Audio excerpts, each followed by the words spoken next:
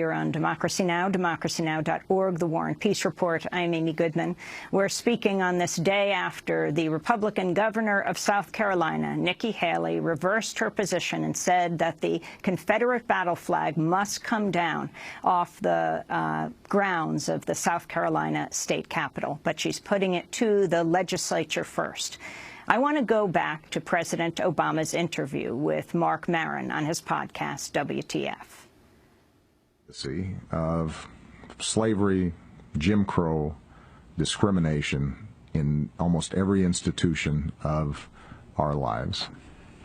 That casts a long shadow, and that's still part of our DNA. That's passed on. We're not cured of it. Racism. We are not cured of. Clearly. And it's not just a matter of it not being polite to say nigger in public. That's not the measure of whether racism still exists or not. It's not just a matter of overt discrimination. Societies don't overnight completely erase everything that happened 200 to 300 years prior. This clip is being played across the country, I dare say, in many parts of the world. President Obama using the N-word. And I wanted to get first response from Reverend Dr. William Barber, head of the state chapter of the NAACP in North Carolina, speaking to us from Raleigh. Your response? Well, first of all, the context of what President Obama is saying is exactly right. He's saying that to talk about race, we have to move away from just thinking it's the extreme, i.e. just a flag or i.e. just saying the N-word.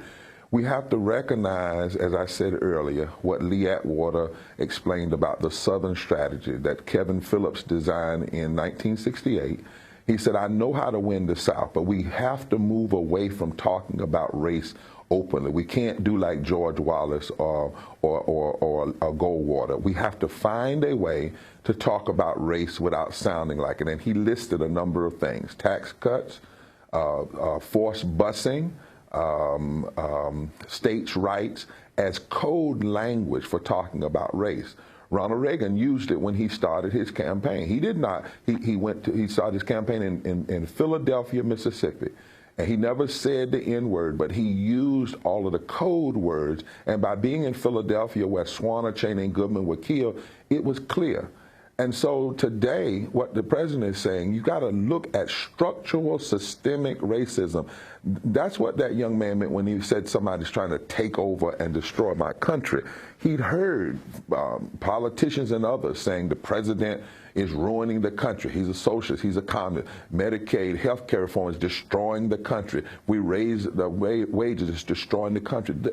Only the willfully deaf, says one author that wrote a book called Racism Without Racists, cannot hear the racialized implications of that kind of rhetoric and that kind of policy, which is why I agree with the president that we have to talk about race in terms of systemic racism and institutional racism. For instance, why is it that of the 24 states that are denying Medicaid expansion, 6 out of 10 African Americans live in those states? Why is it that we talk about entitlements in a way that suggests that it's about them? The very programs that lifted up white Americans in the 40s and 50s after the 60s became an anathema in certain arenas.